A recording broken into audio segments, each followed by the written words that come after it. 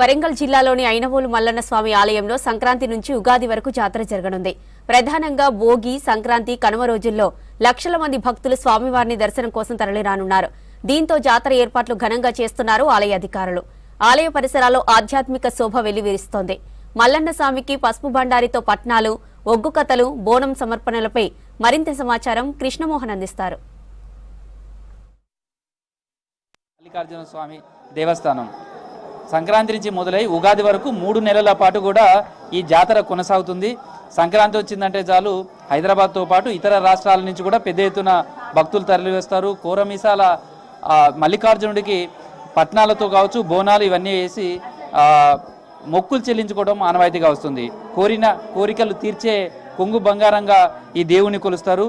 అయితే ఐనవోలు మల్లికార్జున స్వామి దేవస్థానంలో అత్యంత ప్రత్యేకతమైనదే పట్నం వేయడం. పట్నానికి సంబంధించినటువంటిది కూడా ఒగ్గు కళాకారుల సంబంధించినటువంటి పూజా కార్యక్రమాలు కావచ్చు, లేదా ఆ మండపంలో వేసేసేటువంటి ఈ పెద్ద పట్నం, చిన్న పట్నాలని రకరకాల ఈ పట్నాలు వేసి స్వామివారిని పూజిస్తారు.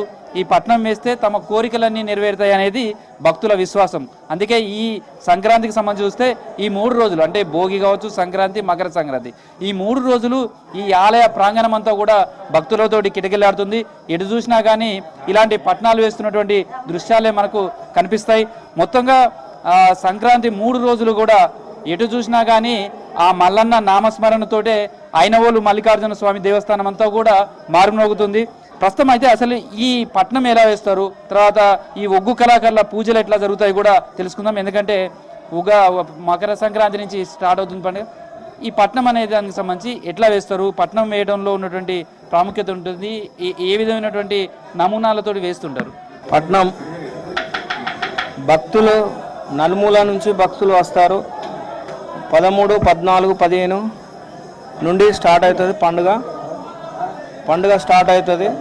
భక్తులు కోరుకున్న మొక్కులు తీరాలని, వాళ్లకు మొక్కులు కొడుకులను కానీ బిడ్డలను కానీ ఇస్తామని మేము కోరుకున్నాం. పట్నం వేస్తాం, పెద్దపట్నం సామాగ్రి, తెల్లబిండి, పచ్చ, పసుపు ఇవన్నీ కలిపి వేస్తాం మేము. ఆ పెద్దపట్నం వేసడం వలన వాళ్ళకు భక్తులకు కోరికలు తీరుతాయని వాళ్ళ అభిప్రాయంతో వేస్తారు. గత 20-30 సంవత్సరాల నుంచి ఈ విధంగా సాగుతుంది.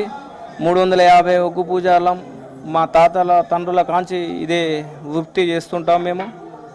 అయితే ఈ ఒగ్గు కళాకారులకు సంబంధించి మీ పూజారులు కూడా ఈ పట్నం వేయడంలో రకరకాలైనటువంటి కలర్స్ కావచ్చు, ఇవన్నీ కూడా వాడతారు. ఈ పట్నం వేయడానికి సంబంధించి మీకు ఎట్లా నేర్చుకున్నారు?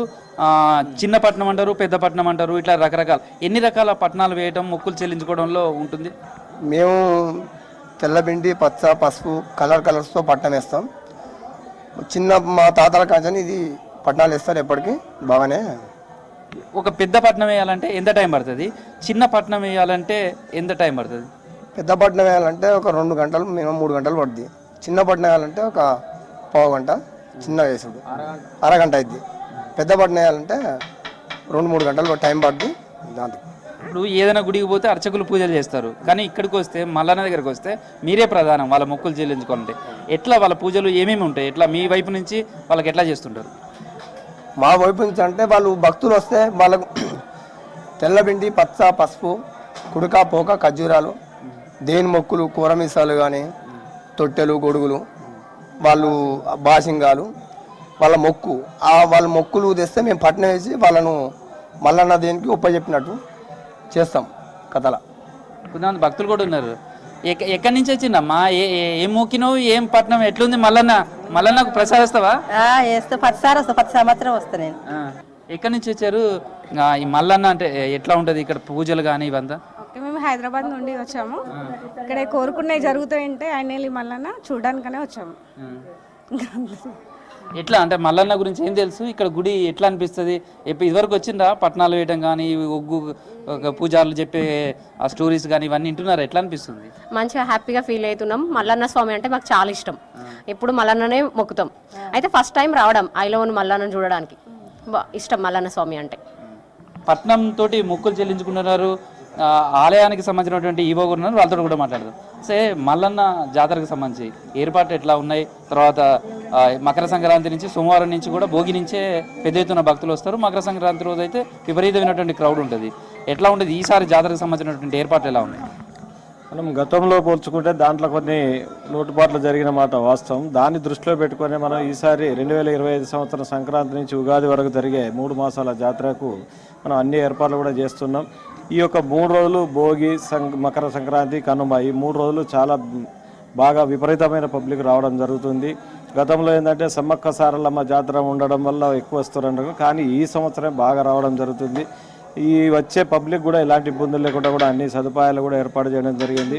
ప్రత్యేకంగా క్యూ లైన్స్ కూడా ఏర్పాటు చేయడం జరిగింది. చల్వ పందిలు కూడా ఏర్పాటు చేయడం జరిగింది. మన పోలీస్ బందోబస్తు కూడా ఏర్పాటు చేయడం జరిగింది. సీసీ కెమెరాలు కూడా అమర్చడం జరిగింది. హెల్త్ డిపార్ట్మెంట్ సహాయ సహకారం కూడా తీసుకుంటున్నాం. శానిటేషన్ మీద ప్రత్యేకంగా దృష్టి పెట్టేసి ఎక్కడ చెత్త అక్కడ కూడా డంపింగ్ చేసేసి కూడా ఈ విధంగా చేయడం జరుగుతుందని కూడా ఏర్పాట్లన్నీ కూడా బాగా ఉన్నాయి. కాబట్టి భక్తులకు ఎలాంటి ఇబ్బందులు లేకుండా చూస్తున్నాం. ఐలవోను మల్లన్న జాతరకు మొత్తం ముస్తాబైంది. జాతరకైతే భక్తులను ఆహ్వానిస్తుంది.